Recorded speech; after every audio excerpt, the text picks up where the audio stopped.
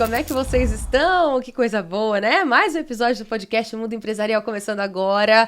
E eu estou super feliz porque é mais uma história de sucesso que a gente vai conhecer hoje, mais uma trajetória, né, que nos inspira, inclusive, dentro desse universo do empreendedorismo que tem tantos desafios. Não é mesmo? Se você é empreendedor, sabe do que eu tô te falando, né? Sabe que a gente se identifica com esse assunto aqui, porque empreender, existem muitos, inúmeros desafios ao longo do processo, né? E a gente vai crescendo cada vez mais, vai aprendendo com os erros, os acertos, vai evoluindo e a gente vai inspirando pessoas ao nosso redor, né? Nós temos esse objetivo de servir, né? E eu acho que isso é fantástico. Então, parabéns a você que decidiu empreender, parabéns a você que tem uma empresa e que está aí construindo a sua história e a sua trajetória também. Inclusive, se de repente você tem interesse de participar conosco aqui do podcast ou contar sua trajetória também no programa Mundo Empresarial através de uma reportagem, é só entrar em contato com a nossa produção, tá aparecendo aqui na tela para você acompanhar. E assim, vai ser um prazer imenso também conhecer um pouquinho mais da sua história, tá? Muito obrigada mesmo também aos mais de 140 mil inscritos no nosso canal. É muita gente acompanhando esse conteúdo de empreendedorismo que inspira cada dia um pouquinho mais, né? E lembrando que esse episódio do podcast Mundo Empresarial tem sempre aquele sabor especial. Por quê? Graças ao nosso patrocinador, que é a Croissant & Companhia. Gente, eles são referência em salgados e doces também, tá? Todos deliciosos e práticos para sua praticidade mesmo, assim, para aquilo que você mais precisa na vida, né? Porque todo mundo tá naquela correria do dia a dia, então é importante essa praticidade. Gente, são mais de 20 lojas espalhadas em todo o estado de São Paulo. Eles contam com uma infinidade de opções de salgados e doces. Tem os clássicos croissants, tem coxinha, tem salgados integrais para você que tá de dieta, fit, não pode sair muito daquela regrinha. Então, tem para você também. Tem mini churros e todos são congelados. Ou seja, o preparo é simples e rápido, é só você aquecer e saborear. Não tem segredo. Então procure pela loja de fábrica mais próxima de você ou conheça mais acessando o site que também está aparecendo aqui na tela. Saiba como você pode levar essa experiência maravilhosa para o seu evento ou até, quem sabe, começar aí também revendendo os produtos da Croissant & Companhia. É garantia de sucesso. Eu posso aprovar isso para você, tá bom? Então, Croissant & Companhia, muito obrigada por apoiar o Mundo Empresarial, que está sempre aqui com a gente pertinho. Croissant & Companhia, o salgado genial.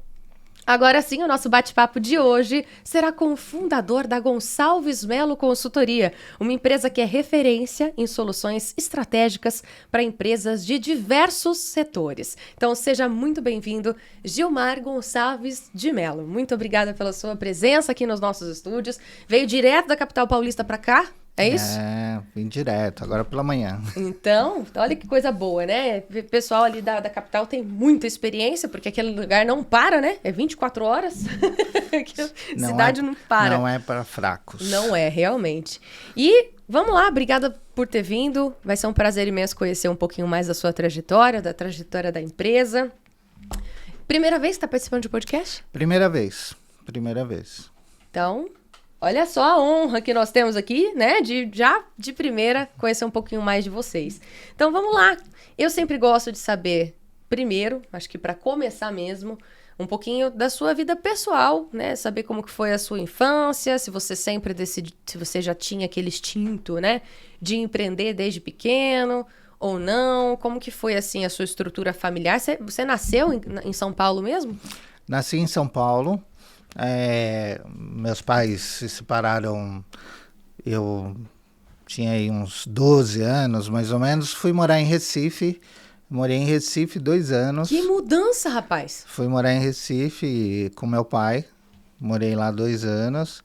E com 12 anos eu trabalhei num boteco lá, vendendo algumas coisas. E depois trabalhei na loja de um tio meu, que tinha uma loja de multicoisas, vendia desde cigarro até fogão. Mentira! Que ele legal! vendia de tudo, era uma cidade, Garanhuns, em Pernambuco, Agreste de Pernambuco. Morei um tempo lá e trabalhei vendendo algumas coisas, depois voltei para São Paulo já com 14 anos. E aí, com 14 anos... comecei meu primeiro emprego CLT. Meu primeiro registro de trabalho foi com 14 anos. Hoje não pode mais, né? Nessa idade. Hoje da cadeia. Mas eu tenho orgulho de ter começado a vida profissional bem cedo. Aos 18 anos, eu tinha uma loja de roupas, um bairro.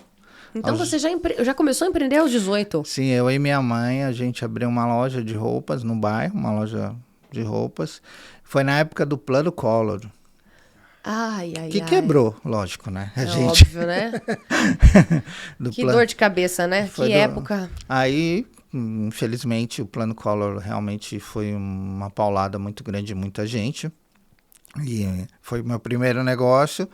E aí voltei a trabalhar CLT, trabalhei muitos anos na área de confecção. Minha mãe era costureira, é costureira, mas hoje ela não trabalha mais. E eu tinha muita entrada com esse pessoal de confecção. E eu fui trabalhar na área de confecção, trabalhei muitos anos na área de confecção, até os anos de 2010 ali, que é onde eu trabalhei com uma rede de lojas, de 60 lojas.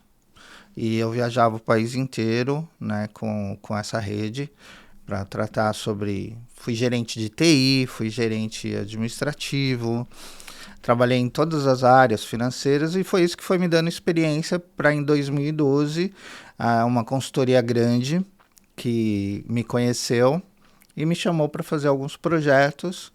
E o meu primeiro projeto foi ser colocado numa empresa com 70 funcionários parados, com o sindicato na porta, e com 3 milhões em pedidos e sem dinheiro para comprar matéria-prima. Aí a consultoria me colocou lá e falou, faz rodar. Resolve o nosso problema, simples assim, né? Esse foi meu primeiro projeto. Nunca esqueço que tive que conversar com os sindicatos, conversar com os funcionários, fazer as coisas rodarem. Esse foi meu primeiro projeto ali em 2010, mais ou menos 2011. E de lá para cá, e depois eu criei a minha empresa, né, o meu CNPJ, e alguns projetos menores que não interessavam para essa grande consultoria começaram a ficar comigo. E aí, desde então, eu comecei a pegar projetos meus, alguns em parceria com eles, depois de lá para cá, só projetos meus mesmo, e em vários setores. Né, setores de indústria, setores química, alimentício, varejo, todos os tipos de setores. E foi aí a minha formação básica, né, Básica, né? Tá sendo gentil. Básica. Entre empreender e também, claro, conhecimento técnico, né, porque passar por vários tipos de situações, principalmente difíceis, exige um pouco de resiliência e ser solucionador, que é uma... Gostar de resolver problema, né? Gostar é uma palavra complicada, gostar, né? Falar gosto de resolver problema, mas assim, isso eu costumo dizer, eu sou apaixonado pelo que eu faço. Eu realmente, as pessoas falam, não, você é louco, não. Mas não me assusta. Entrar num lugar onde as pessoas acham que já está tudo perdido ou que as dificuldades são muito aquém de soluções. Eu não me assusto com isso, então eu sou apaixonado pelo que eu faço mesmo. Quando a gente fala gostar de resolver problema, eu acho que é no sentido do propósito, né? Assim, de você se identificar com aquela área, independentemente do setor. Você falou que vocês atendem diversos segmentos, né? Isso. Mas, assim, é onde muitas pessoas não conseguem trabalhar sob pressão ali, né? Tentar encontrar soluções em meio ao caos. Você já consegue ter uma visão diferente. E seu olhar é diferente em relação a isso, né? Enquanto uma leva tá querendo sair daquela situação, você tá entrando. É isso que eu quero dizer, né? Exatamente. Você ter essa possibilidade de ter uma visão diferente, isso é um grande diferencial. Porque quem está dentro do problema, ou quem está dentro do tornado, né? Do olho do furacão, né? Do olho do furacão, costumam dizer, não consegue ver algumas saídas, né? E a gente, quando vem de fora, além da experiência que a gente acaba adquirindo, uma coisa muito importante é ter contatos Eu costumo dizer que eu não sei fazer tudo, mas eu sei quem faz. Então, você ter contatos, você ter parceiros que possam te ajudar. Então, por exemplo, eu não sou advogado, mas eu sei até a página A ou a B do advogado. Daí para frente, eu preciso de um advogado bom. Eu não sou contador, mas eu sei ler contabilidade muito bem. Então, algumas coisas eu não sou, mas eu sei fazer. Então, e quando eu não consigo, eu tenho gente que me ajuda. Então, contatos são muito importantes, que nas corporações, geralmente, por serem mais fechados, os empresários se fecham muito, ele fica mais limitado com isso. Eu acho que essa é uma grande estratégia, viu, Gilmar? Assim, até de ampliar o networking, que nem você comentou, e essa humildade de você também analisar que você sabe, né, um pouquinho de tudo ali pela experiência que você já tem, mas é interessante isso, né, assim, unir forças com outros profissionais especializados naquilo para você focar naquilo que você é bom, porque tem muitos empreendedores que se perdem, né, principalmente acho que no início da construção da empresa ou alguma coisa assim por causa disso, né, porque quer abraçar tudo às vezes, né? E não consegue, porque não dá conta mesmo, né? Você tocou num ponto muito importante. Não é incomum, e eu acho que isso é uma característica até do Brasil em si, dos empresários. E normalmente você tem ali um bom vendedor, o cara que tem um comercial nato, assim, né? Nasceu para isso. Ele vende o produto dele como ninguém. Mas aí, de repente, ele tem uma empresa. Então, ele não sabe gerir pessoas, ele não sabe gerir estoque, ele não sabe gerir preço, ele não sabe gerir quantos a pagar, receber. Não tem noção do administrativo, né? Do dia a dia. Aí ele começa a contratar gente. E aí cai em outro erro. Às vezes ele quer economizar, né? Não, vou gastar um pouco menos, que é muito caro a pessoa. E aí tudo vai cair no colo dele. Então, e ele não está preparado para isso. Então, isso é uma característica que a gente vê muito nos dias de hoje. Um empresário que quer assumir coisas que a qual ele não é a expertise dele. Quando o empresário entende que ele precisa soltar, delegar, e para gente boa de preferência, aí ele avança muito. Mas eu acho que para o empreendedor também chegar nesse ponto de aprender a aceitar que ele precisa de pessoas competentes, e aí a gente está falando de mão de obra qualificada, que é um desafio muito grande hoje em dia também, né? A gente já vai até abordar esse assunto. Mas também tem aquele lance, assim, da pessoa, além de se desapegar, né, daquela construção da empresa, porque tem um carinho envolvido, tem todo um esforço, uma resiliência para conseguir chegar naquele resultado ali, mesmo que no início. Sim. Né, às vezes o desafio dentro da própria família, né, sai daquele regime CLT que já tinha uma segurança e olha, vou empreender. Tem gente que no começo não apoia, né, não tem esse apoio às vezes das pessoas mais próximas, é um desafio desde o início. E aí também tem o lance das oscilações econômicas, né, do tributo. E tem tudo isso que, infelizmente, envolve, né, a vida do empreendedor. Assim. Você acha que todo empreendedor deveria, mesmo que no início ali, no início da empresa, desde a hora que ele quer abrir um CNPJ e ele determina que é aquilo que ele quer fazer, você acha que seria interessante ele já ter esse acesso a uma consultoria? Isso já ajudaria muito, você acredita? Eu acho que existe planejamento para tudo, né? Desde de você abrir um novo negócio e, claro, que se o empresário buscar uma ajuda para formar para ele um planejamento desse negócio, criar um budget para isso, saber quanto que ele vai gastar, quanto que ele vai ganhar e etc. Isso é muito importante. Porém, muitas coisas acontecem durante o crescimento. Então o cara começa com uma empresinha lá, então às vezes ele tem uma loja ou ele tem uma fábrica. Começa ali na garagem de casa, como grande a maioria, né? Aí vai tudo muito bem, obrigado. Né? Então ele tem lá 2, 3, meia dúzia de funcionários, ganha dinheiro, paga pouco imposto ainda, né? Mas quando o negócio começa a tomar proporções maiores, é aí que geralmente perde a linha. Porque os impostos são diferentes, os números são diferentes, a quantidade de pessoas é diferente, a quantidade de produto é diferente e o mercado é maior e tem mais concorrência. E é justamente aí que alguns empresários perdem a direção. Então eu tenho um cliente hoje, um só, que me contratou para crescimento. A maioria dos meus clientes me chamam quando o negócio está complicado. Mas eu tive um cliente, eu tenho ele já há 5 anos na carteira, e ele me chamou para crescimento. Ele falou, olha, hoje eu faturo X, eu quero faturar 3X. E nós estamos no 2X. Em Que 5 bom. anos, dobramos de tamanho, em 4 anos mais ou menos, e está indo para o 3X. Mas ele me chamou para planejar crescimento, porque tudo há uma esfera múltipla. E às vezes o cara não tem noção, por exemplo, comprar um estoque que você compra de 1 milhão, você vai ter que comprar 3, 4. Você tem um contas a pagar de 2, você vai pagar 5. E o cara não consegue imaginar como é que vai ser isso no dia a dia. Então, planejar isso é muito importante.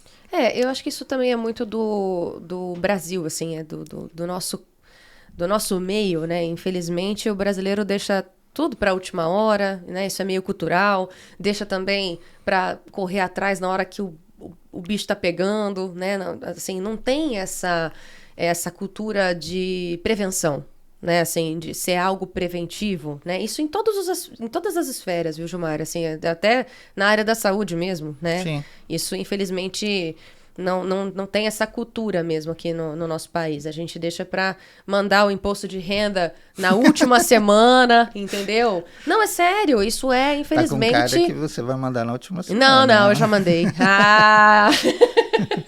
Eu já mandei o meu, já tô tranquila. Mas assim, isso é um pouco do brasileiro. E Sim. quando o brasileiro decide empreender, não muda muito, né? Isso é cultural, realmente. É uma dificuldade que é encontrada. Tem essa questão do apego que você falou, que muita gente é apegada. E tem uma coisa também cultural do Brasil, que o empresário brasileiro tem muito medo de ser lesado, para não dizer outra palavra, né? Então ele não confia nas pessoas. Sério? Sério, ele não confia no financeiro dele, ele não confia no comprador dele, ele não confia no vendedor dele, ele não confia porque ele acha que o comprador vai ganhar alguma coisa porque está comprando um produto, o vendedor pode estar ganhando alguma coisa por fora, e o financeiro dele, hora a outra, se facilitar, também pode fazer alguma coisa errada. Acontece? Acontece. Mas aí, novamente, nós entramos na qualidade de pessoas que você tem. Né? Mas essa também é uma questão cultural. Muitos empresários têm medo, receio de serem lesados e, por isso, abraçam muitas coisas que não deveriam. Engraçado, assim. É até interessante a gente tocar nesse ponto, porque eu, sinceramente... acreditava que esse receio seria mais de fora, né, de alguém, de uma empresa de fora contratar alguém daqui do Brasil para prestar algum serviço. O pessoal de fora também é meio desconfiado com algumas coisas, né? Sim.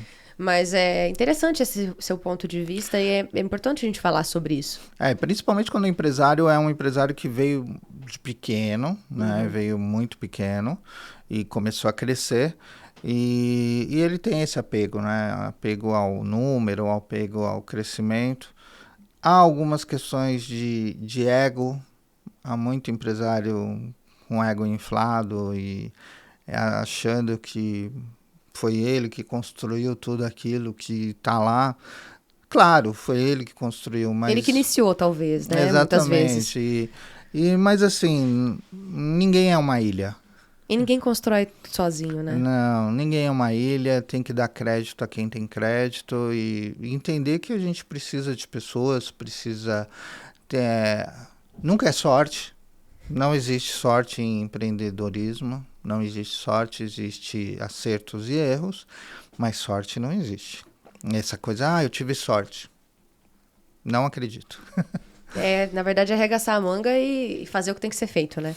Sim, e muitas vezes vai quebrar cara, vai ter dificuldades. Poucos empresários vão ter histórias assim de tipo só, olha, comecei um negócio, em 10 anos eu sou milionário e deu tudo certo.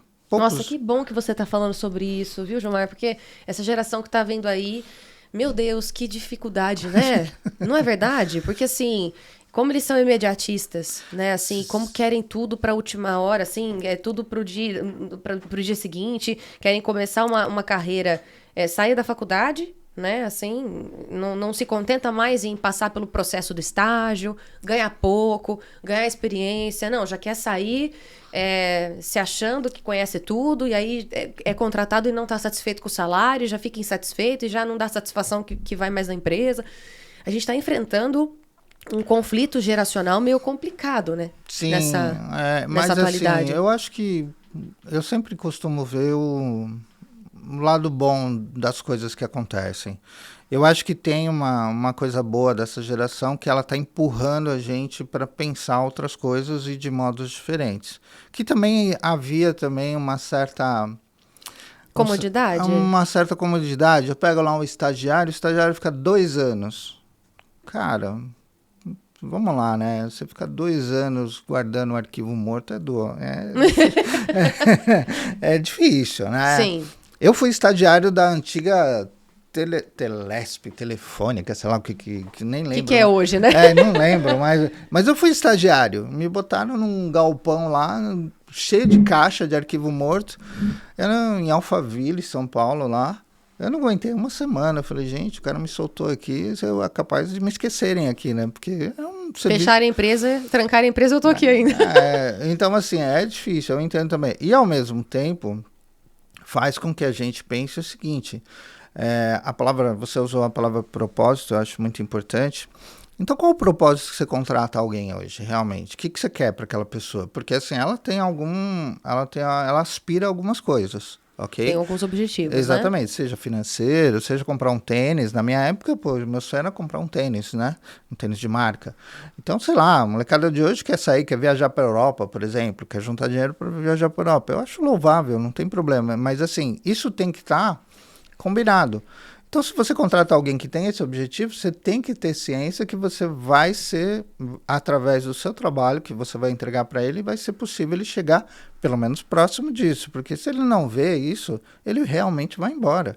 E não tem, para mim, não tem nada de errado com isso. Eu acho que está faltando um pouco dessa comunicação também, né? Porque quando o cara acabou de sair da faculdade, tem que fazer estágio. Tá bom, mas vê só, ele está pensando em fazer um mestrado em alguma coisa. Você vai dar essa condição para ele aqui? A sua empresa está na rota dele? Não faz nenhum sentido ele vir para cá, então nem contrata. Então tem os dois lados da moeda aí, né? Acho que a gente contrata errado também muito. E o que você aconselha, assim, os empreendedores, inclusive, já que a gente chegou nesse ponto, eu acho bem interessante. Quais são os conselhos que você gostaria de deixar para ter uma contratação mais facilitada e assertiva? Por exemplo, e ao mesmo tempo tentar filtrar, né, e trazer para sua empresa uma mão de obra qualificada que realmente, sei lá, o que a gente gosta de ouvir, né, o que a maioria dos empresários gostariam de poder ter são aqueles colaboradores que vestem a camisa da empresa e tudo mais, que é o que a gente ouve muito no discurso aí fora, né? Mas é o que você falou, também tem o lado, tem os dois lados, né, da moeda. Primeira coisa, você precisa entender o nível de preparo que você precisa do seu colaborador. Então, assim, não adianta você contratar um Mega Blaster Plus se a sua empresa não precisa disso. Então, eu preciso de um pós-graduado, mestrado em Harvard. Mas você tem trabalho para isso? Não. Então, precisa entender qual o nível de colaborador que você precisa. Eu preciso de alguém graduado. Tá bom, alguém graduado, beleza. Outra coisa é o perfil, a personalidade. Porque existe muita gente boa, mas que... Tecnicamente, né? Tecnicamente, lógico. E recentemente eu fiz um processo seletivo para uma área de RH, inclusive. Contratar uma menina. Eu achei, pelo menos, chegamos ali à conclusão de 3 ou 4 muito boas. E tinha uma que... muito voltada para uma gestão de pessoas, muito, né, aquela coisa de cuidar, bem humanizar. Só que a empresa trabalha com chão de fábrica e com logística, que não adianta eu pegar o cara que está carregando caixa e falar, vem cá, eu vou te dar um... Ele não vai entender isso. Então, não era o perfil. E aí eu acabei contratando uma outra que já tinha trabalhado com logística, já tinha trabalhado com essa área, que ela entende que é mais pegada mesmo, que o cara chega ali, se ele vê 10 centavos errado no olerite dele, ele vai vir para cima dela e falar, tá errado o meu olerite, e ele não tem essa de, olha, vamos conversar. Ele vai para cima, então é perfil. Entender o perfil. E outra coisa, e a última coisa na hora de contratar uma pessoa é fazer dela uma pessoa motivada. Ela tem que levantar a cama e falar, vamos lá, vamos fazer diferente. A motivação, e aí uma das coisas que é motivação é dinheiro. Ninguém trabalha por causa dos lindos olhos azuis de ninguém. Ai, gosto disso, viu? Sinceramente. Ninguém trabalha. É bom a gente falar abertamente, rasgado sobre isso, porque olha que dificuldade, viu, Gilmar? Não, é lindos. E aí eu acho que eu chamo de dividir o bolo. Eu tenho uma empresa que eu administro 100%, eu sou gestor 100% da empresa, e uma das coisas que a gente criou lá é um bônus trimestral. A empresa bateu meta? Bateu.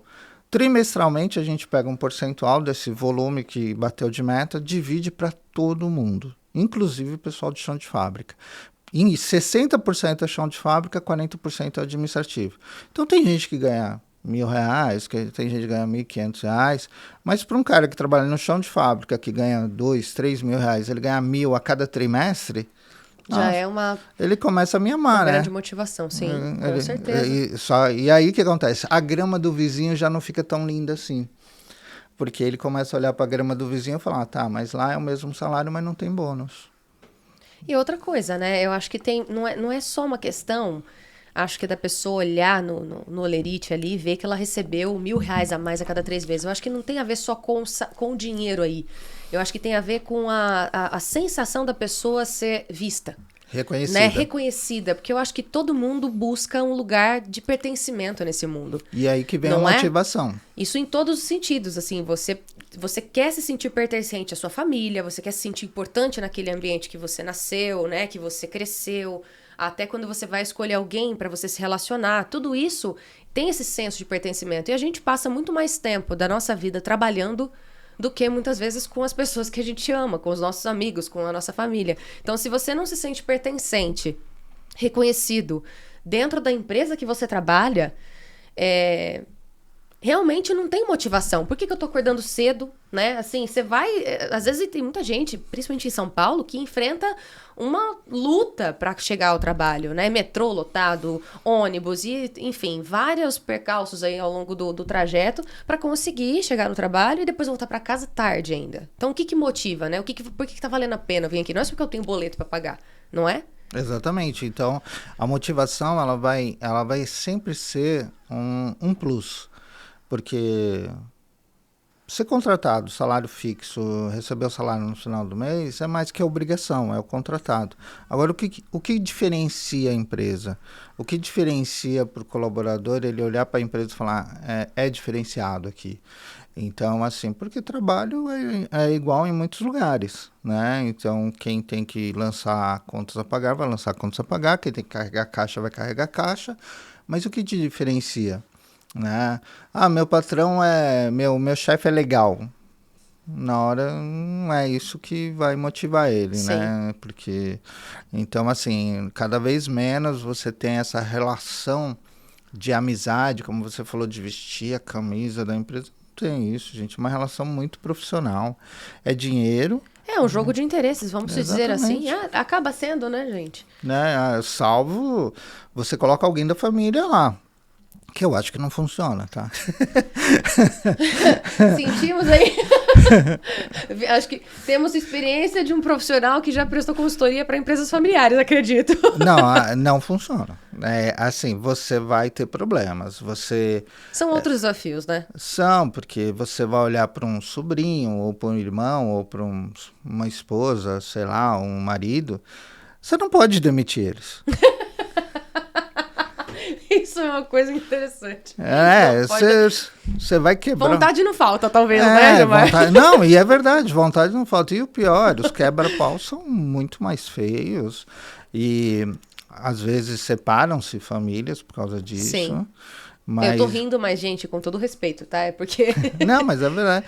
E também, na maioria dos casos, é isso. Você fala, mas fulano, a gente está ajudando ela ou ele porque ele precisa. Empresa, se você quer ajudar alguém, abre uma ONG. Olha, nossa, eu gosto de gente fala rasgado. Uma coisa é fato, viu, Gilmar? Assim, eu confesso que nós já entrevistamos aqui diversas empresas, né? E tem muitas empresas que nós conhecemos, assim, que começaram, né, dali dentro da própria família e fluíram e hoje ainda trabalham juntos, né?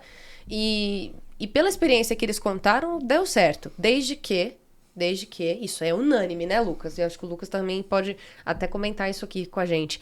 Desde que se respeitem muito, assim, respeitem muito a função de cada um e não fiquem dando pitaco, né, assim, no dia a dia, assim, né? Que é o lance que você falou que envolve a confiança, eu acho, né? Envolve a confiança, mesmo assim. Se você conversar sinceramente com essas pessoas, com esses empresários, você vai ver que, por vezes, eles abrem mão de comentar ou de reclamar alguma coisa. Pela paz familiar, né? Pela paz.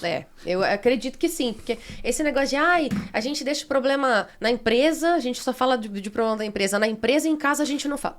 Gente, isso é impossível, a gente sabe que é impossível, né? Assim, em algum momento, né? A gente tá falando de anos juntos, né? Então, em algum momento...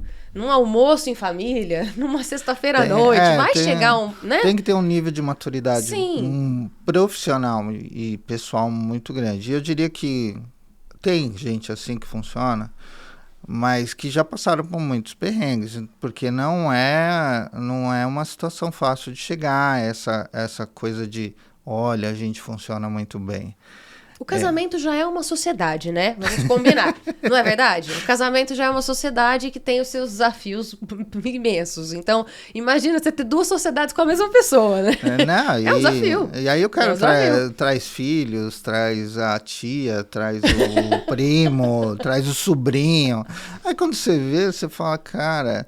Aí tem empresa, por exemplo, que eu atuo hoje, uma empresa em São Paulo também, que outro dia eu tava, falando, porque a tal menina não funciona bem e tal rapaz, não, veja bem, é que essa menina é sobrinha da dona e esse rapaz é marido dela. Eu falei, gente, mas como é? Tá todo mundo interligado aqui? Não, e dentro da empresa tudo assim, um é marido não sei de quem, outro é sobrinho, outro é filho. Eu falo, gente, é uma família a empresa. E olha que tem 70 funcionários e acho que uns 30% é tudo linkado. Então você não pode falar mal de ninguém. Eu acho que é uma ilusão, inclusive, assim, muito legal a gente tocar nesse assunto, Gilmar, e me corrija se eu estiver errada, né? É uma ilusão, eu acho que é de muitos empreendedores, acreditarem que se chamar pessoas próximas, conhecidas ou familiares, parentes, enfim, para trabalhar ali na empresa... Mesmo que sejam pessoas tecnicamente preparadas para aquilo, né? Porque às vezes, eu vou trazer meu sobrinho, mas meu sobrinho é formado em administração, então beleza, né? Pode ser que ajude. Mas é uma ilusão achar que só o fato de ser uma pessoa conhecida ou que tem esse vínculo familiar vai ser mais fácil, né? Assim, no sentido da confiança, né? No sentido de você falar assim, não, mas aqui pelo menos eu posso confiar porque é da família. Né? Ou é muito conhecido. Isso não é uma verdade, isso é uma ilusão, porque na hora de chamar atenção, na hora de, né, de literalmente fazer uma reunião de alinhamento e cobrar uma postura, ou cobrar um posicionamento ali, tem muita gente que não tem inteligência emocional, espana, aí começam os conflitos e são conflitos bem difíceis de se lidarem, né? Na maioria das vezes quando as empresas trazem alguém conhecido ou da família, traz por dois motivos, ou para ajudar, que conforme eu falei, eu acho que é um motivo errado. Ou, não, você conhece alguém? Conheço, eu tenho um sobrinho meu que está desempregado, posso trazer? Pode, aí vem nessa de, porque é conhecido do conhecido do conhecido, tá, mas o que garante isso? Nada. Então, assim, ao invés da empresa fazer... Então, quer dizer, o processo seletivo já está errado. É o que você falou lá no início, né? Que a gente contrata errado, né? Já contratou errado, já começou errado. Muitos empreendedores contratam errado. Então, assim, aí até para demitir você fica constrangido. Então vou ter que demitir o fulano que é sobrinho da menina. Se sente culpado, né? E aí a outra pessoa também se dói. Fala, poxa, eu apresentei a pessoa, agora mandaram embora. Aí você cria um problema maior ainda. Então, assim, veja que cai no ponto contratação. contratou errado, já começou errado. Então faça um processo seletivo, faça uma divulgação da vaga. Se você divulgar bem divulgado, hoje tem grupos de WhatsApp que na hora que você manda num grupo, vai mandar para mais 10, que vai mandar para mais 10, ou seja, eu fiz uma divulgação, recebi 600 currículos em uma semana.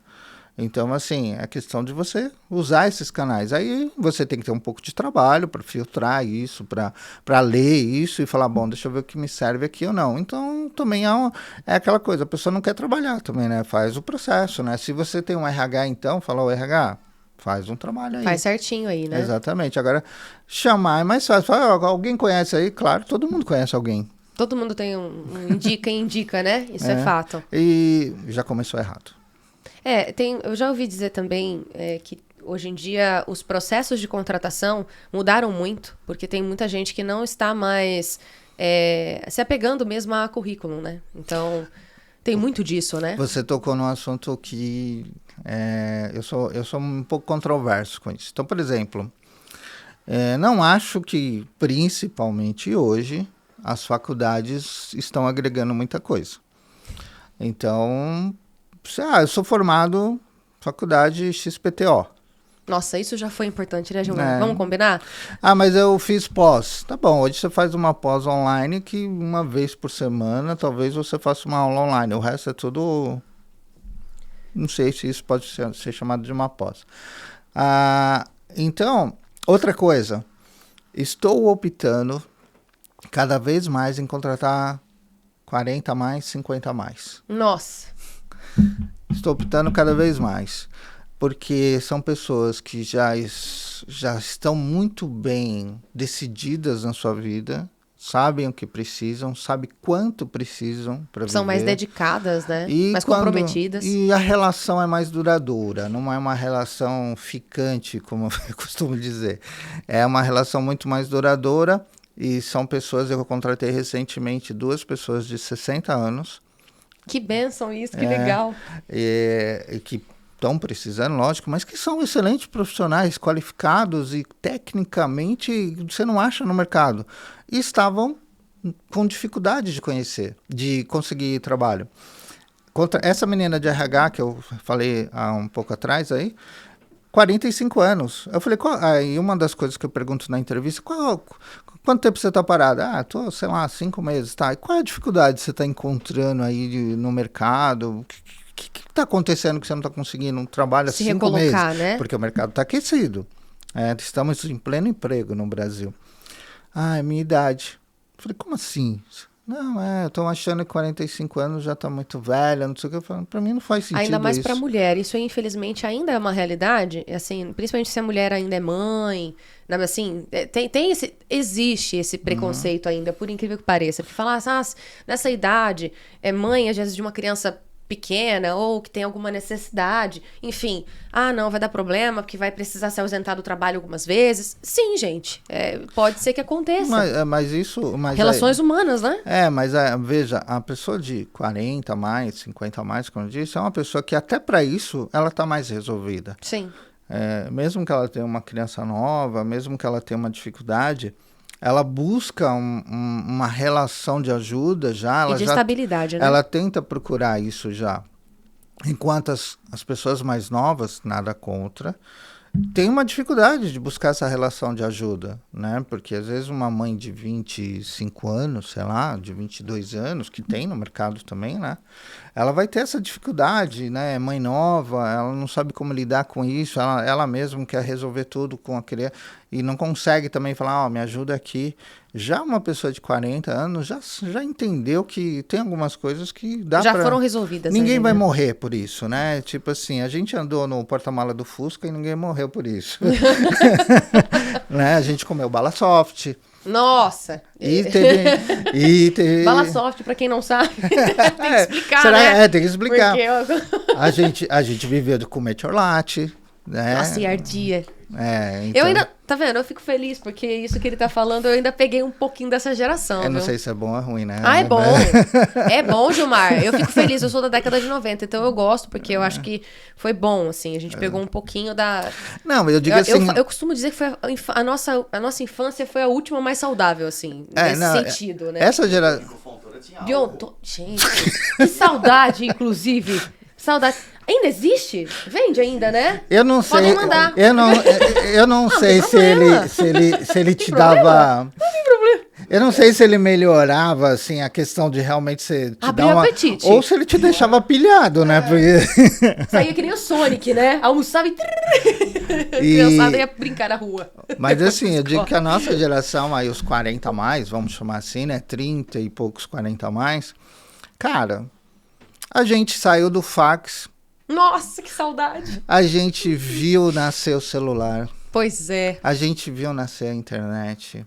A gente viu muita coisa que Gente, essa época da internet escada, gente.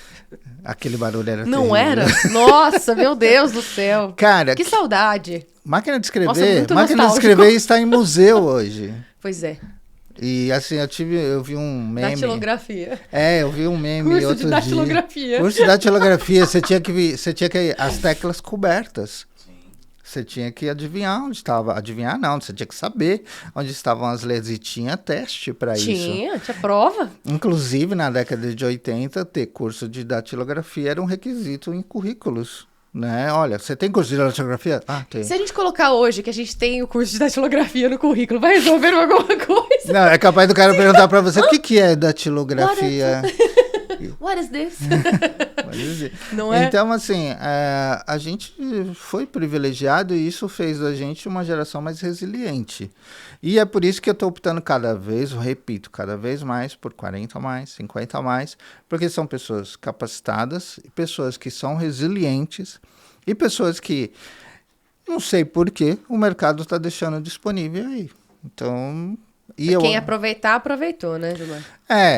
Você tem... Claro que você não pode pegar uma pessoa de 50 anos para carregar carga. Claro, óbvio. Né? Já tem umas limitações físicas, né, e tudo mais. Agora, por exemplo, um vendedor técnico, um cara de sistema. Conhecimento técnico em programação de sistema não se perde. É verdade. Então, você pegar um cara de 50 anos que sabe programar... Um SQL, por exemplo, que é a base de muitos sistemas ERP, esse cara ele não desaprende. Ele não desaprende. Então, por que não contratá-lo? Né? Então, eu não estou entendendo muito isso que está acontecendo. Agora, como que é para você, assim, desenvolver esse processo de consultoria, principalmente... Você falou muito sobre contratação correta, né? E principalmente voltado para a parte dos colaboradores. Mas como que é para você desenvolver os CEOs da empresa? Porque, assim, acredito que você encontre algumas barreiras nesse ponto, principalmente em relação ao ego que você comentou, né? E até mesmo aquela ideia engessada de que, não preciso mexer em time que está ganhando. Isso eu confesso, assim, eu discordo totalmente desse tipo de pensamento, né? Esse tipo de problema eu encontro bastante. Porque são barreiras ali, que você tem que quebrar paradigmas, né? Enfim. Qual é a vantagem que eu tenho hoje? Vantagem entre aspas, né?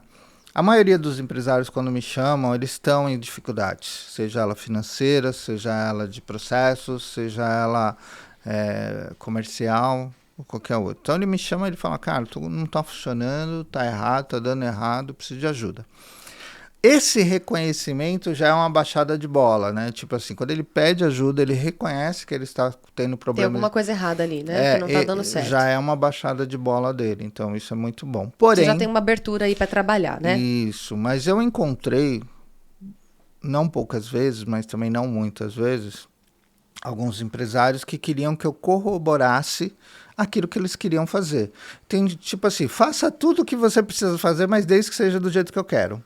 Ou seja, e aí já te deu o caminho ali que teoricamente ele quer que siga, né? E aí eu costumo usar uma frase, para continuar fazendo o que você faz, você não precisa de mim.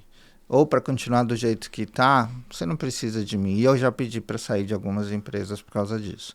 Então, assim, tentei por várias vezes.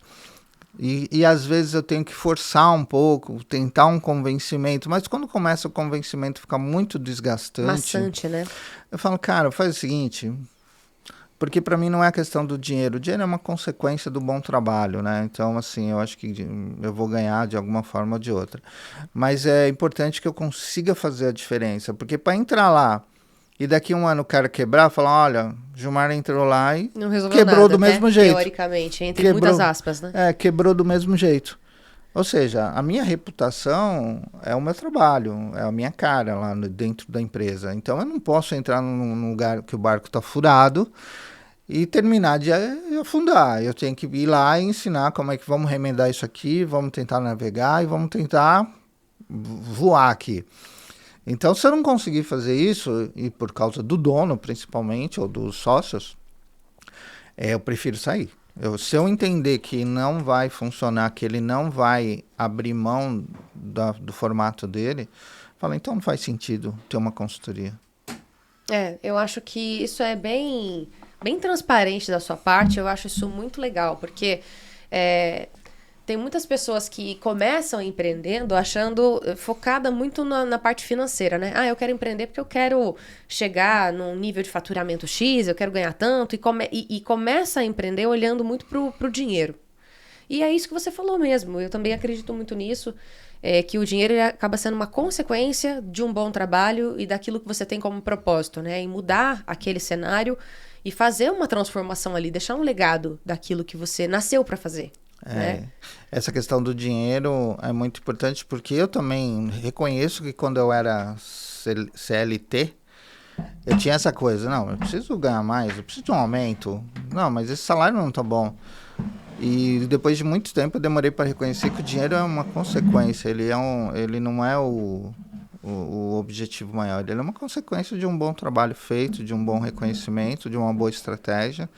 E ele vai vir de uma forma ou outra e ele também não vem rápido. Todo dinheiro rápido pode ir rápido também. Essa parte do ganho, assim, do financeiro, é claro que ela é muito importante. A gente não pode ser leigo nisso, né? Hipócritas aqui falando que, não, eu empreendo porque eu amo, né? Porque eu sou empreendedor por amor. É claro que todo mundo tem um sonho, tem objetivos, né? Muita gente trabalha para conseguir realizar um sonho da vida pessoal, de ter a sua própria casa, de viajar, fazer alguma coisa, né? Enfim, realizar um sonho, né? Não tem jeito. Mas eu acho que como a gente trabalha muito, né? Assim, a gente tem muito mais tempo nos desenvolvendo dentro do nosso ambiente de trabalho do que propriamente dentro da nossa família, assim, com os nossos. Então, que seja um trabalho que a gente consiga realmente se desenvolver e deixar realmente algo maior ali, né? Sim, tem que haver alguma transformação, né? Tanto pessoal quanto profissional. Senão, não vale a pena. Não faz muito sentido, né? Mas aproveitando esse momento que a gente tá falando sobre legado e tudo mais, tem um cafezinho que nosso Lucas maravilhoso aqui serviu pra gente. Muito obrigada, Importante, Luquinha, importante, fazendo a diferença. Tá vendo? A gente já aprendeu isso, viu, Gilmar? Quer dizer, mas ainda a gente vai aprendendo cada vez mais, né? A gente nunca para de aprender, nunca para de evoluir. Eu acho isso maravilhoso. Por isso que eu amo minha profissão, gente. É por isso que eu amo o que eu faço. Sério, porque a comunicação, ela nos permite conhecer tantas histórias. E se você explorar, né? Se você souber tirar as informações ali da forma correta, você cresce tanto.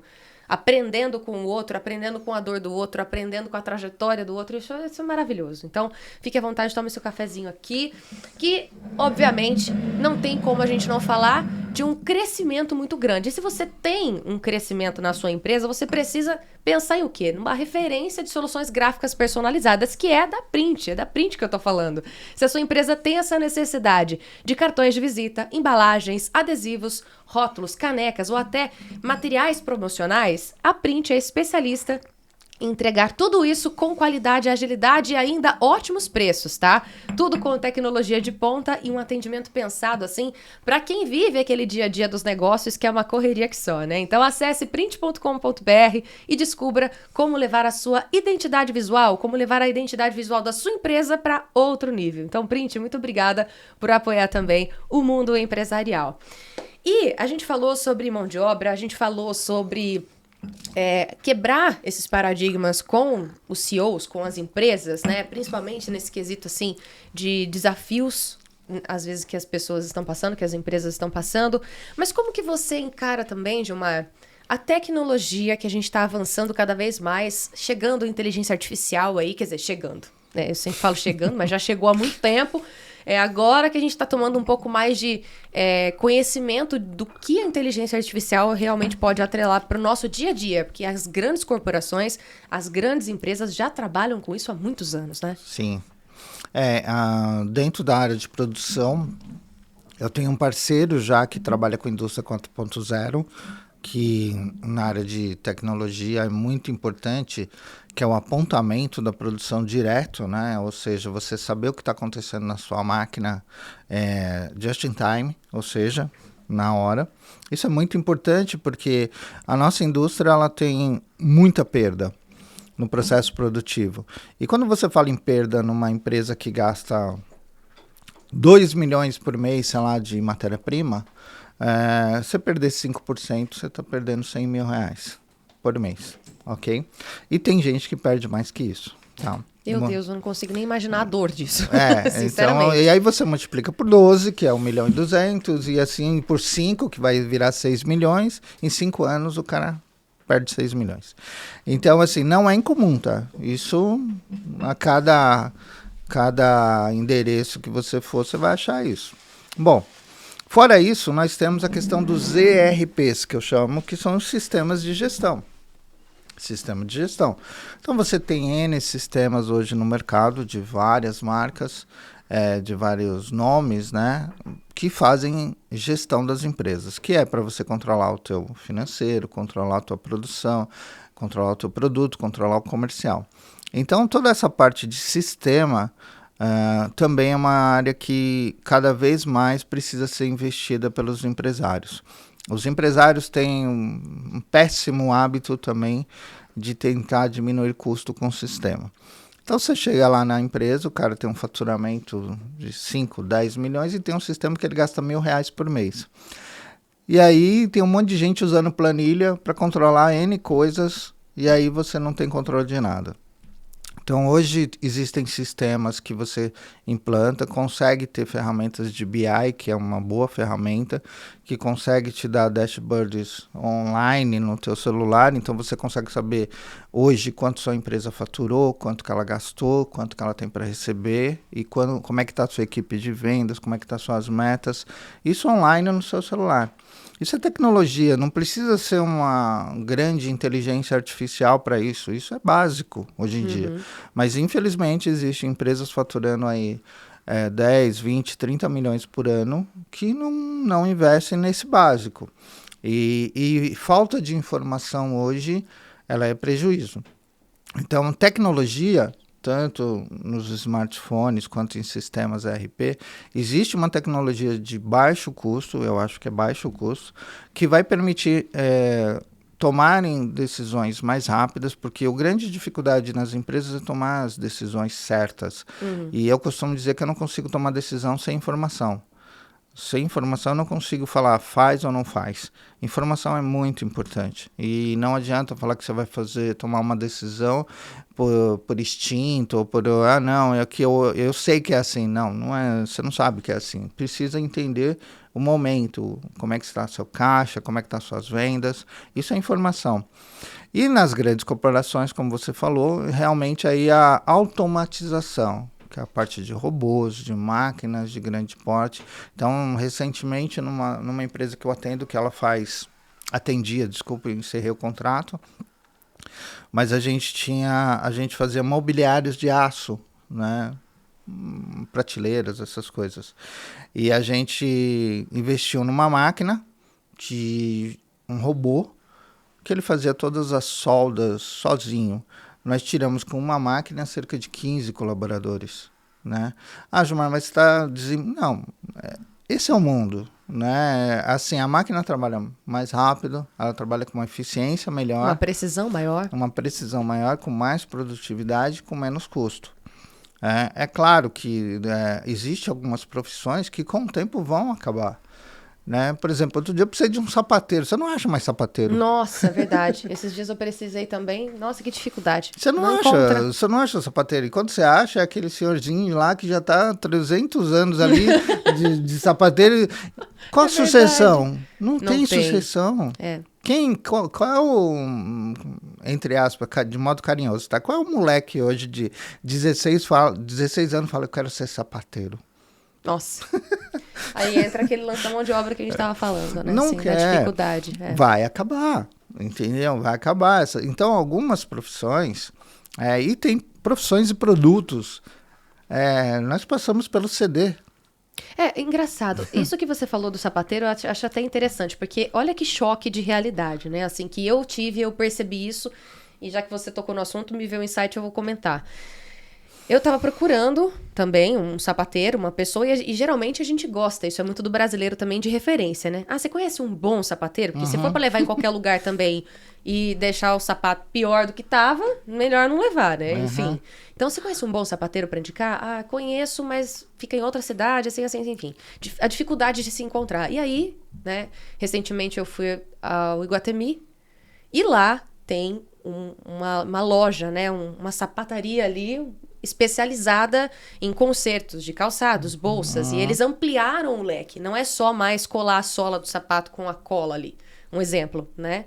E não é aquele lugar sujo que geralmente, né, você encontra... Parece uma borracharia, né? Você vai numa sapataria desse senhorzinho de 300 anos que tá lá, geralmente, não estou falando que são todos os casos, mas geralmente não é um lugar muito agradável de se estar. É tudo sujo, aquele cheiro de cola muito forte, né?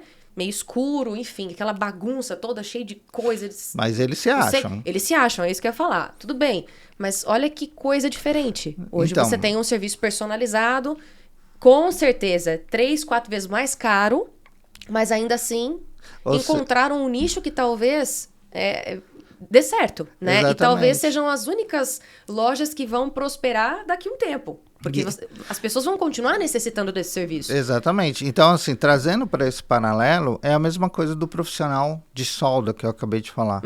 Ele vai ter que se especializar em controlar aquela máquina. Porque ele conhece a solda, ele conhece o produto final, mas ele não necessariamente precisa colocar a mão no produto. Ele precisa controlar a qualidade do produto. Então, ele talvez vai ter que se especializar em controlar aquele robô, mas não necessariamente ser ele o soldador. Então, as profissões elas vão ter um upgrade. É que nem teve na indústria, né? Revolução Industrial foi exatamente assim, né?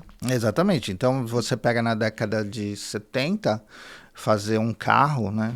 Era extremamente manual, né? Então você vê os caras com a chave de fenda, chave de roda. As chapas, até para fazer tudo. Então, a lataria ali do carro, né? A carroceria, enfim. Muito artesanal, Sim. Vamos chamar assim. Hoje em dia o carro é feito quase 100% por robô. Né? Então, assim, poucas coisas são feitas de forma manualmente, salvo uma Ferrari que... É que aí já é um outro nível de produção, mas a produção de série, a produção seriada hoje é robotizada. Por quê?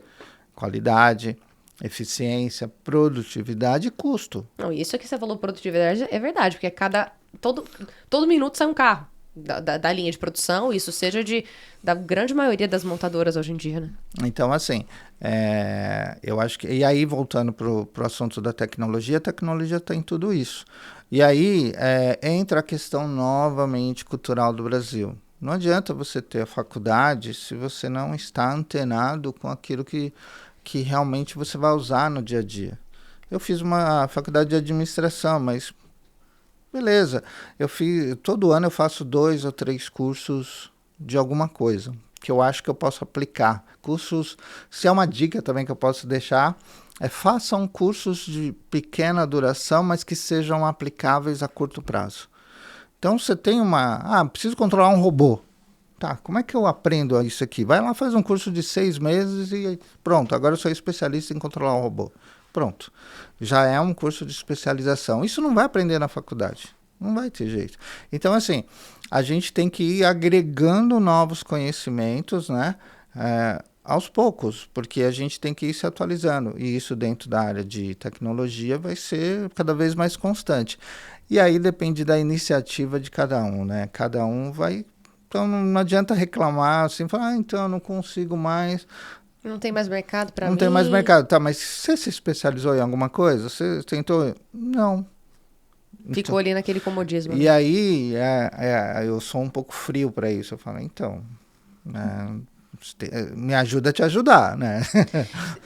E tem muitas empresas também que investem nos colaboradores nesse aspecto, né? Assim, em cursos de capacitação. Então, isso é uma coisa que as pequenas e médias empresas ainda têm uma dificuldade de criar esses programas. Mas eu acho assim, eu costumo dizer assim, recentemente eu tive uma reunião com uma equipe técnica, inclusive, E a gente está fazendo um grande projeto em São Paulo, lá. E aí eu falei para eles, eu falei, cara, se vocês me trouxerem um curso que me interessa dentro da área, eu pago o curso. E ainda te dou um bônus de R$ 1.000 por ano. Só que é o seguinte, você traz o curso. Se você me trazer um curso de culinária que não tem nada a ver comigo, então, desculpa, você vai lá e faz o curso, beleza.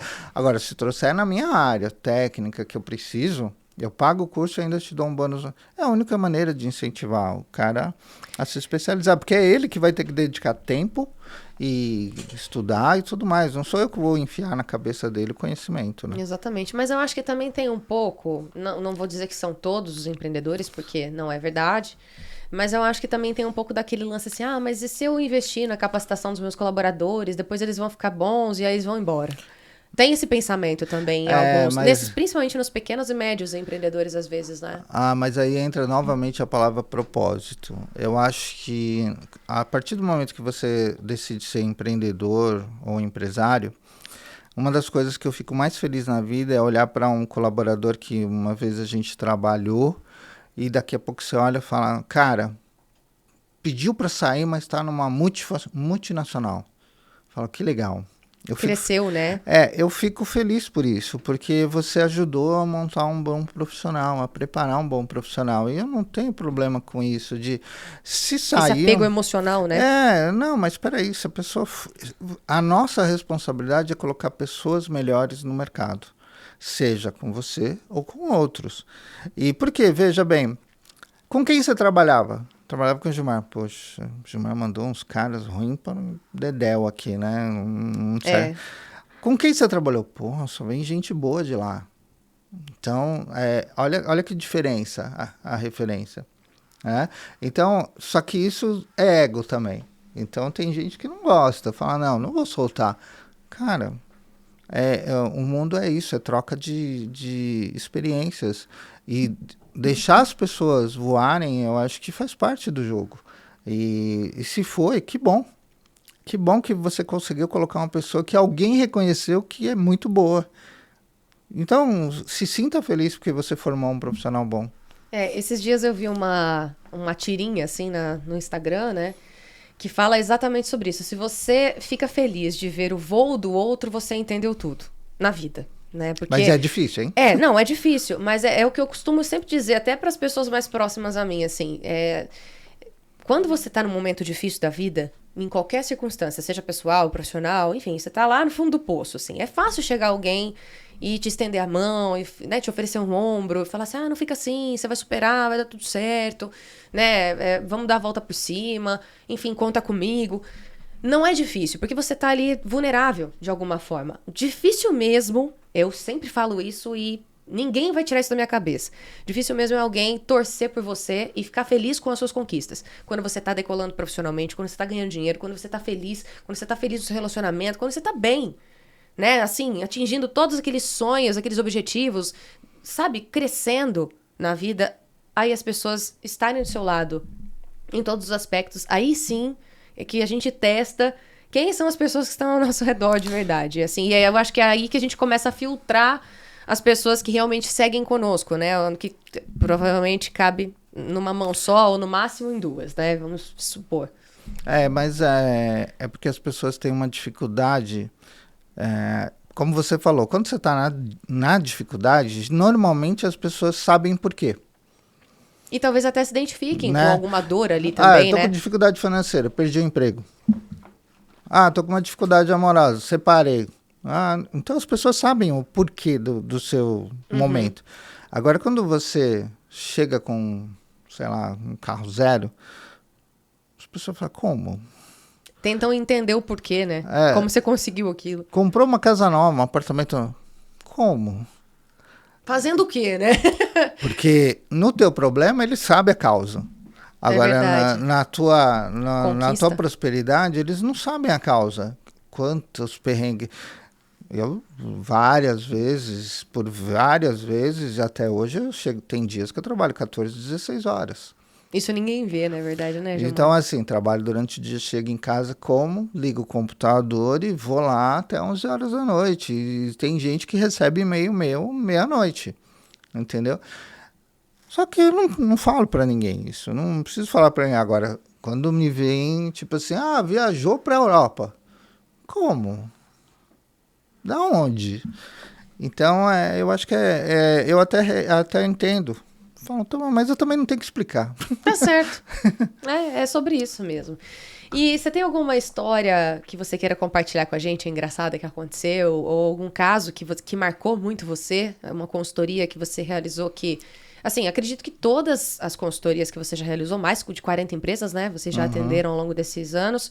Mas, assim, acredito que todas marcaram. Mas sempre tem alguma que você é mais desafiado, né? Em algum momento, em alguma esfera, enfim...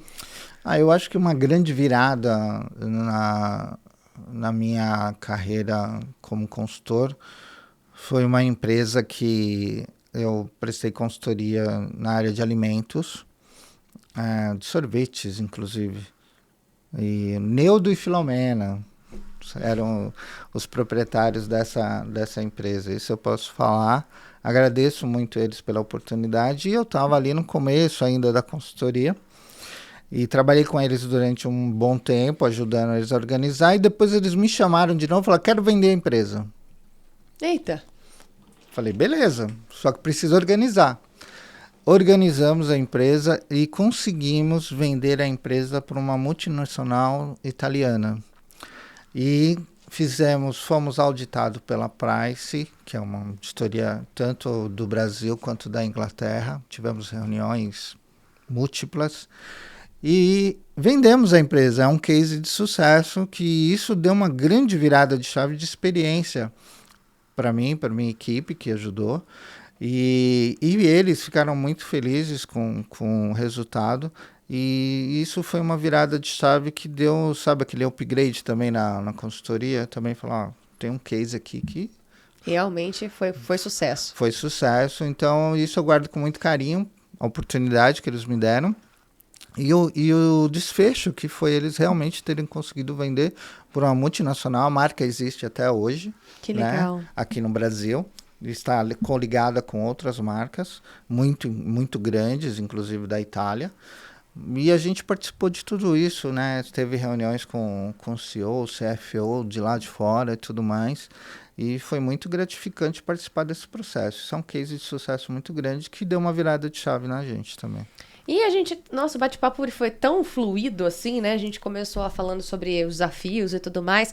Mas especificamente, Gilmar, a Gonçalves Melo Consultoria oferece uma consultoria completa. Mas assim, quais são os nichos que você atua mais? Vocês atendem diversos segmentos, mas para quem está nos acompanhando e de repente, enquanto a gente está aqui conversando, né? O seu contato, todos os dados da empresa... foram já aparecendo aqui, então acredito que muitas pessoas, muitos empresários talvez entrem em contato com você justamente para entender melhor o que vocês oferecem. Dentro da corporação, em vários segmentos, a gente atua especificamente mais dentro da área financeira. Mas eu costumo dizer que o financeiro é uma consequência. Então a gente acaba atuando dentro da área comercial, dentro da área produtiva, ou seja, custos, preço. Então, ajudar a precificar, né? Atualizar essa parte do preço. Eu acho que é uma grande dificuldade dos empreendedores, né? Precificar certo e fazer estratégia comercial, essas coisas. Então a gente atua muito dentro dessa área. Mas normalmente nos chamam por causa do financeiro, tá? E os setores, hoje nós temos grandes experiências na área de embalagens plásticas, temos vários clientes na área de embalagens plásticas.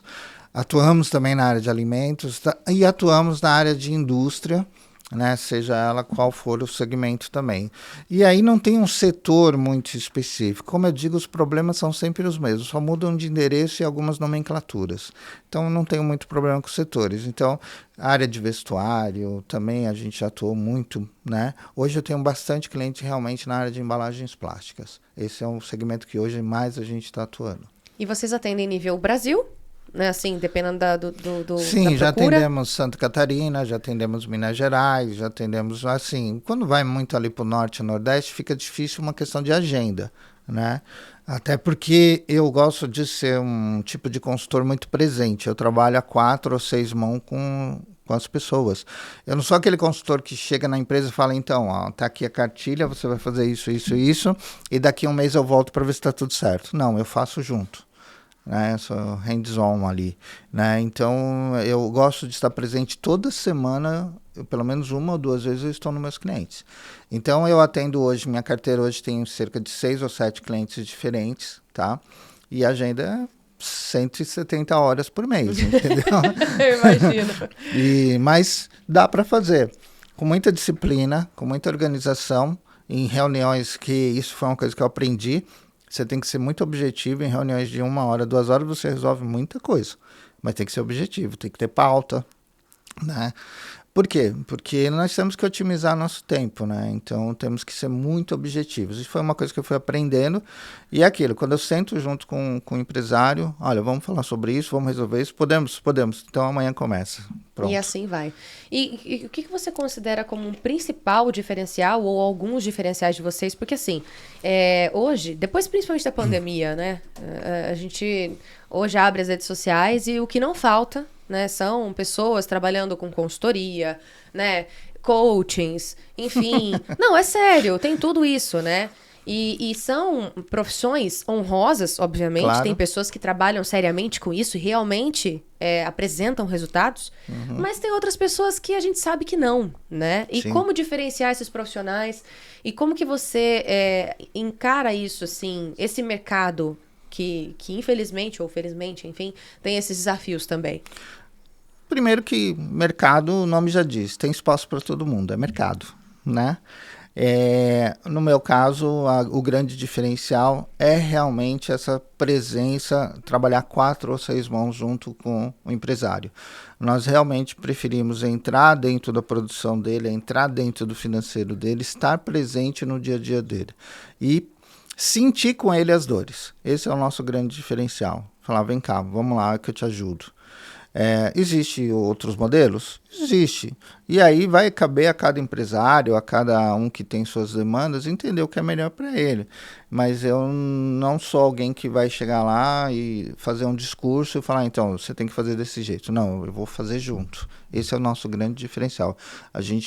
Eu tenho consultoras alocadas nos clientes que ficam lá o dia inteiro, metade do dia, a semana inteira, para colocar o nosso padrão de trabalho.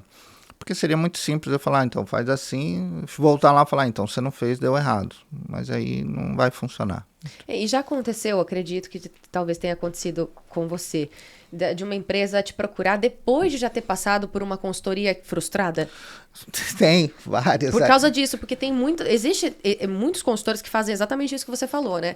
Ó, eu identifiquei aqui quais são os problemas, né? Você tem que fazer isso, isso e isso, tá aqui o manual, né? Assim, tá aqui as regras para você seguir. Ontem mesmo eu tive uma reunião num cliente novo que acabou de passar por 2 consultorias diferentes e o feedback foi muito legal pra gente, porque ele falou, cara, estamos surpresos com a sua consultoria, a gente não esperava porque a gente já passou por 2 completamente diferentes. Completamente diferente, que vinha aqui e falava, parecia um quartel isso daqui, e falava tem que fazer assim, não tem que fazer assado.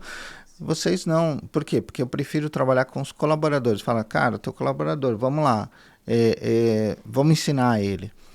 Porque assim, eu não posso chegar lá falando assim, teu colaborador não serve, troca. Às vezes o colaborador ele precisa de orientação. Ou às vezes ele tem um potencial muito grande e ele tá na área errada, talvez. Perfil. Não é? Perfil. E tem aí o que disso. acontece? A minha função também, lembra daquela coisa de criar bons profissionais? Sim. Eu prezo muito por isso. Falo, cara, vamos ver a qualidade do que você tem. Primeira coisa.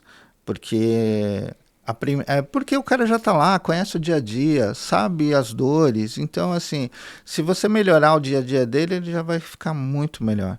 Então, assim, esse é um diferencial também. Muito legal. Gilmar, incrível bate-papo. Tem alguma consideração, assim, que você gostaria de falar sobre a consultoria que vocês realizam, que a gente talvez não tenha abordado? Não, eu acho que assim, o objetivo da Gonçalves Melo, né, que é a nossa consultoria, eu costumo dizer, é fazer a diferença. Nós nunca vamos entrar numa empresa para deixar do jeito que está. Então, se você quer fazer diferente, se você quer fazer mudança, se você quer crescer ou quer mudar o status, nós somos uma solução. Com certeza. E quais são os planos aí para o futuro? O que vocês almejam para os próximos anos? Se é que você pode falar, né? Porque tem, às vezes, empresa que não pode dar spoiler ainda, enfim. Eu acho que esse tipo de evento que nós estamos aqui é fazer o nosso trabalho ser mais conhecido, aparecer mais também. Precisa mesmo, viu? Porque uma consultoria dessa completa... E isso é uma coisa que me faz... Não é ego, mas sim, eu acho que também é um objetivo, né? De fazer a consultoria mais conhecida e agregar valor ao trabalho também. Acho que é uma forma de agregar valor ao trabalho. E também, se eu puder ajudar de alguma forma as pessoas com esse tipo de programa ou com esse tipo de divulgação e as pessoas conseguirem pegar alguma pincelada de alguma coisa e ajudar no dia a dia delas, também é um propósito muito legal. Muito legal. E eu até tinha essa pergunta para fazer antes, mas eu acabei, né, aqui na empolgação do bate-papo, acabei esquecendo, eu lembrei de novo. Que é assim... tem uma coisa muito interessante que a gente ouve falar hoje no mercado, que é o desenvolvimento de líderes. Né? A gente ouve muito essa palavra de liderança e tudo mais, porque tem muitos colaboradores que não querem mais trabalhar e lidar com o chefe.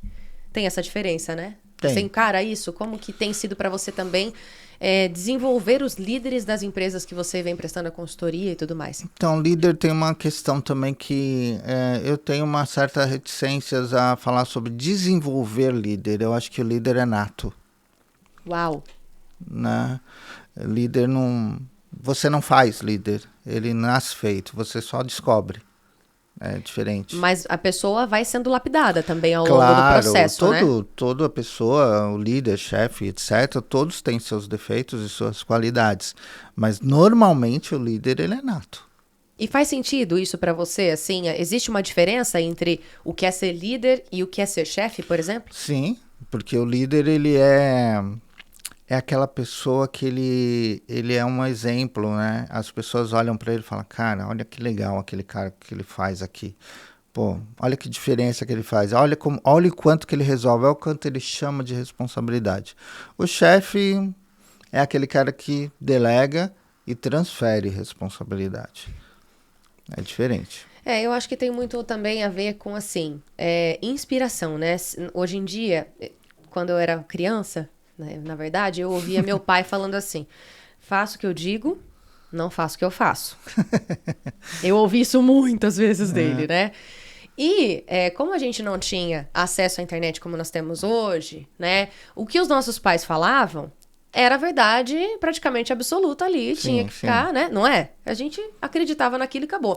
Muitas vezes, existem alguns problemas, inclusive na nossa geração, a gente falou da nossa geração que é um pouco mais robusta, resiliente, mas tem alguns problemas que a gente tem também, muitas pessoas trazem, que são crenças limitantes, muito por causa disso. Né? Porque são pessoas que não questionam aquilo que ouviu quando criança, quando adolescente, e tá tudo bem, vai seguindo a vida e vai vivendo, né?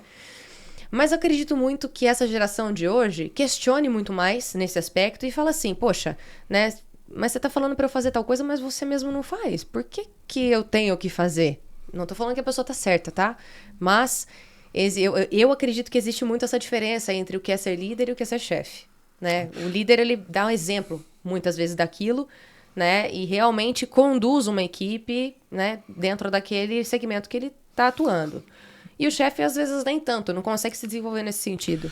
Eu acho que, nesse sentido, o mundo animal também, ele dá muito exemplo pra gente. Por exemplo, os lobos, se eu não me engano, tem alguma coisa assim, que quando você tem um lobo na matilha que tá mais fraco ou tá machucado, o líder, ele vai para trás do bando. Ele deixa o mais fraco na frente para proteger e fica atrás do bando. Isso é liderança. Ele não quer estar à frente. E eu acho que o mundo animal ajuda muito a gente entender o que é liderança, nesse sentido. Muito legal. Essa reflexão é ótima e faz todo sentido, inclusive. Eu acho muito bacana a gente observar a natureza. Tudo a gente aprende, né, Gilmar? Uhum. Sim. E a gente tem que observar essas coisas porque tudo faz um pouco de sentido, né? Tudo faz um pouco de sentido. É que, como eu disse, o ego do ser humano, às vezes... É o que acaba atrapalhando, né? Então vezes. Você fala pro cara que ele é líder de alguma coisa, que ele é chefe de alguma coisa, ou sei lá, um homem, mulher, tanto faz, às vezes isso sobe um pouquinho. Mas aos pouquinhos a gente vai desenvolvendo cada vez mais pessoas e espero, né, que os cenários mudem cada vez para melhor, né? Eu acho que uma coisa que é muito importante é praticar humildade. Humildade não quer dizer ser fraco ou ser submisso, mas praticar humildade é importante. Com certeza. Gilmar, muito obrigada, assim, por todo o bate-papo. Foi muito legal, muito esclarecedor, muito enriquecedor mesmo, assim, para nós, para mim principalmente. E agora é aquele momento que você fala diretamente com o nosso público, né, com os seus colaboradores, com a sua família, para você deixar um recado aí para a esposa, para os seus filhos, enfim. Fique à vontade, até uma frase motivacional, um recado que você gostaria de deixar para os empreendedores que estão nos acompanhando. Enfim, agora é o momento seu, é só olhar para essa câmera aqui. Na verdade é agradecer, porque esse momento aqui é consequência de uma construção de muitas pessoas que me ajudaram profissionalmente, sejam diretores, proprietários de empresas que me deram oportunidade.